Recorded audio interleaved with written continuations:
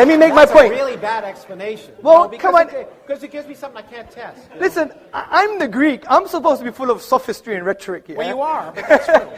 The point I'm trying to say is that the word ruh etymologically shares the same meaning with the word raha, which means liberty and serenity. And interestingly, we all want to seek this type of liberty, but the irony is, from an existential perspective, what does it mean to exist? Who am I? We're all in a state of slavery because your birth, sir, your birth, madam, is just like the American writer once wrote, we're born and then we're sold into slavery. You never chose your birth. Well, it was Rousseau who said that. Man is born free and lives forever. Yeah, exactly. Okay. Well done. Good. So let me get poetic here. Yeah. Okay. So the point is, we don't choose our birth. I didn't choose I was going to be Greek looking like a Pakistani. You never chose a... If you shaved, you wouldn't look so Pakistani. Well, I'm growing my hair just like yours. Okay. So, it's true. It's nice. That's right. So the thing I'm trying to say... I like your hair, by the way. Thank you. We're becoming friends now, yeah? So the point I'm trying to say is, look, let's be nuanced about some of the narratives from religion. That, in essence, you have to empathize and see the filters that the Muslim will use. And that's why a Muslim woman who may cover her hair, a Muslim man who may grow a beard, these are not reasons because it's like this kind of ridiculous type of blind slavery. We really understand that the only way to free yourself from the shackles of the ephemeral nature of social pressure, because we're social animals, of the very fact that you didn't choose your birth or your ethnicity or even your own gender, you free yourself from these shackles by what we call ubudiyya, a servanthood to the divine reality. But the question I want to ask is it sensible? So why is it sensible for a woman to be covered up and not a man? Well, I am covered. No, you're not covered up. You're not covered up. You're not put in a bag like some of the people back there. Well, it's not really a bag. No, it is. Yeah? As far as I'm concerned, it is. Okay, look, that's a different question. I'm not going to get into the moral judgments of certain traditions because at the end of the day, and by the way, they're all only Islamic. I mean, if you want me to offend other religions, I'm happy. No, I'm not saying that, Krauss, but someone who is rationalizing incest doesn't have no more high ground to point the finger at Muslim women. I mean, and the other point. No, but let me finish. I explained why. Let me complete the sentence. I'm sure it wouldn't go ad infinitum. Okay. Let me make my point. Well, we could go ad infinitum because it could last an infinite amount of time. Potentially. So, not actually. You agree? Potentially, yeah, but not actually. That was my point, which you misunderstood. So the point I'm trying to say, Professor Krauss, is that these pointing the finger at other traditions, where is your ontological basis for an objective moral value like this? Well, in fact... Is it objectively wrong that she's wearing a bag? What? Is it objectively morally wrong? And how is it objectively morally wrong? I asked if it's sensible. Okay, is it sensible? Okay. And so my question to you is, it seems to me that given the fact that I happen to view women and men as, we have differences, inherent genetic differences. Of course, yes. But in every other sense, we're equal human beings. And in fact, in many senses, as you know, there are advantages and disadvantages. We don't disagree with that. So I do not see any reason to treat women differently than men. It doesn't make sense to me. That's all I'm saying. Okay, fair enough. Good. Okay. So the point is, when we make moral judgments, I know you use the word sensible, but other times we're making moral judgments. I don't talk, unlike you, I don't talk about morals because I try, in this sense, the question before us was not, is atheism moral or is Islam moral? It's, is it sensible? And when people act... So why have you spent 25 minutes pointing the finger and making moral judgments rather than trying to deal with my argument?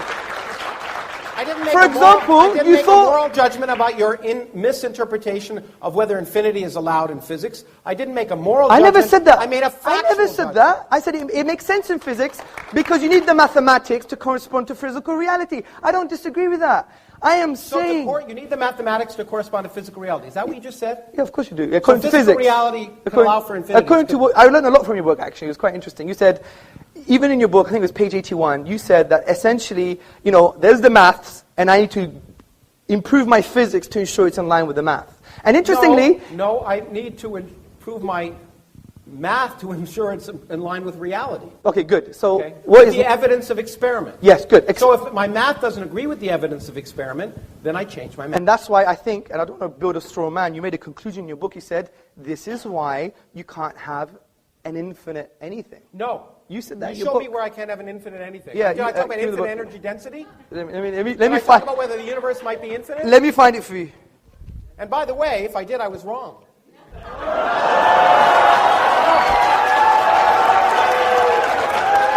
I mean, One second. That to me, that's honorable. That is honorable. No, that to me is the worst kind. That's honorable. No, that is honorable. I Personally admit. offensive about these arguments is you quote people as if what they say matters. But the great thing about science is there are no authorities. I agree. There are no scientific authorities. Everyone can be wrong, and we all are. That is honorable. That is honorable. I have people to. who claim to be, including Benedict, before he stopped being Pope. Yeah, 1 second. 1 second. Just bear with me. He wanted it here. It's here somewhere. No, I'm enjoying it. Yeah, please.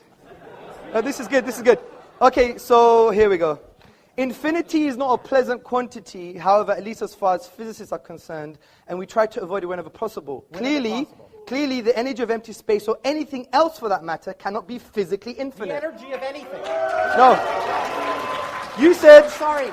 Or anything else for that matter. The energy of anything cannot be physically infinite. Where's that there? The energy of empty space or the energy of anything else. You're reading another book now. I wrote that. Well, Mohammed may not be here to talk about the Quran, but I'm here to talk about my book. And you don't even know your own book. And my book says, I repeat. Yes, do that. I repeat. Maybe I should change it into Arabic so you understand it. But the point is, the energy of empty space or the energy of anything else cannot be infinite.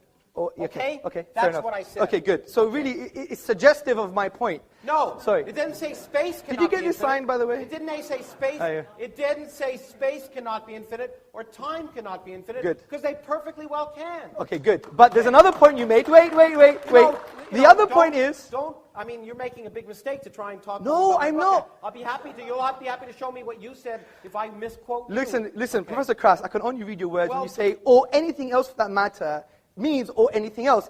But I know I shouldn't have... Was that paragraph about energy? Yeah, but... Okay, just ask me Also, there's a context now, but when it comes to religion, there is no context. No, there is. But when it comes to physics, there's a context. No, I talked to you about the fact that different interpretations lead... Fair enough. I agree. I agree. People have interpreted the Quran incorrectly. I agree, Professor Krauss. But listen to this. What you have to understand is this. Do you agree that the universe started at a finite time ago? Do I agree? Yes. The Because you made that point. 13.72 billion years ago. Yes. It's as far back as we can go to about the first millionth of a 10 to the minus 43 or something. Well, no. Has it changed? Empirically, we know it to about a millionth of a second. Yeah. Okay, excellent. Of course Good. it started finite time Good. ago. Exactly. So, that I said was suggestive evidence for my deductive reasoning. Okay? Well, it was suggestive evidence for the Rig Veda, Akhenaten. Yeah, I know. Good. Let's carry on now. Myth, it's just as beautiful. It was created. I agree. But then I said, but since we have the best possible explanation, which is there's an uncreated creator, or there is a cause that was not caused. Because I gave you all the logical explanation. This is the point. You should be attentive. No, I have the best explanation. It came from nothing by physics. Yes, but your nothing, is it really like nothing? No space, no time. Our universe didn't exist. So there was no quantum foam. There was nothing where our universe existed. There was no space and no time. Everything we see, this room that we're in, did not exist. When your friend Vilenkin comments on that... Can we have a Q&A, please? 1 second. So when your friend Alexander Vilenkin, who's a renowned cosmologist... a good friend. A good friend. I mean, I read some of his works. It goes way beyond me. I have to admit that. And in fact, you know what? Yeah. You know what? In fact, Alex Vilenkin, as you read in my book, as I did, in fact, he scooped me because he wrote... Yes, he did. I read that. Yeah, that was very interesting. Talked about a creation of space from no space. Yes, I agree. Okay. Recently, he has mentioned that there is a spatio-temporal boundary, right? No. What has he said? Well, he is, I mean, we can talk about the details of the instanton that he described in yes. But in fact, there is no space at the central point of that. Okay, agreed. So, see, my main point is that this evidence is suggestive of an evidence that is what I would call far more stronger. It has great epistemic value, and I'm going to end on this. Because it has greater epistemic value, because as you admitted, the inductive method doesn't lead to certain conclusions, whereas the deductive method leads to certainty. Now, you can't get it all the time. Wrong. But no, if the premises... I can be certain about something be wrong. Can you? I agree. But okay. Krauss, if the premises are sound and the logic is valid, it's still certain. You still have to prove to me... Respect your logic? Yeah, but Krauss, Professor Krauss, you still have to prove to me that the deductive logic I used is unsound or not valid, and you haven't done that. Well, okay. If you don't think I have, I do. Okay, I'm really sorry to interrupt you, Professor Krauss, Hamza. You're going at it hammer and tongs, but there's a whole bunch of guys out there who want to sort of have a say, okay? Okay, guys, settle down. We're going to get the first question right now. Okay, my first question is to Professor Krauss, and this is just to sort out the whole thing we were talking about. I just opened up your page and it says, nothing is something. There you go. That's the title of a chapter. That's the title of a chapter, nothing is something, right? And you know what I meant? No, I'm going to ask my second question now. Okay. Your whole book is based on mathematics, and mathematics, as you know, is based on deduction. No, it's based on evidence. Okay, and you use mathematics throughout your book, and you say deductive... Show me the equations in my book. Show me the equations. Okay. Are there equations? Yes, they are. Well, they're one or two. The book's 200 pages long.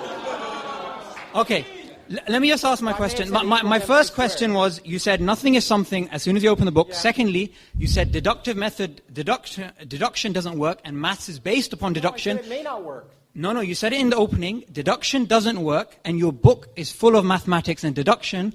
Mathematics is based upon deduction. So how do you... it's actually a good introduction to logical fallacies. Ooh. Professor, you want to say something? Yeah, okay. I mean, these rhetorical things are so ridiculous. But okay. I like catchy phrases. And when I said nothing is something, it's a chapter title.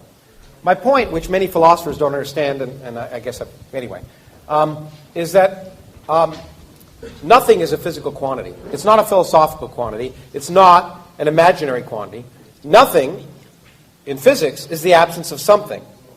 So therefore, to understand what nothing is, you first have to ask the question, what is something? And to do that requires a lot of work. It's required all of the work of the 20th century of a lot of bright people, experimentalists and physicists. So what I tried to do is explain what we mean by something so that people could actually learn what you mean by the absence of something. I tried to be very clear and accurate. So it was just, in fact, since I wasn't trying to convince people of anything, I was just trying to explain it. The point is, in physics, nothing is the absence of something. So to understand what the absence of something is, you have to describe, you have to know what something is to know what the absence of that thing is, first. Secondly, mathematics is mathematics. You're absolutely right. But physics isn't mathematics. I did a degree in mathematics, and I did a degree in physics. I learned I wasn't a mathematician. And more importantly, I learned many of the best mathematician colleagues of mine weren't physicists. Because the universe, the way physics works, is that we make mathematical models of reality, but we don't decide that they're right. We say, in fact, I do it all the time, and most of them are wrong. I sit on a good day trying to make a mathematical model that explains reality. They go out and test it, and 99.99% of the time it's wrong, because that's the way science works. If it didn't work that way, anyone could do it. So it's not inductive in the sense, the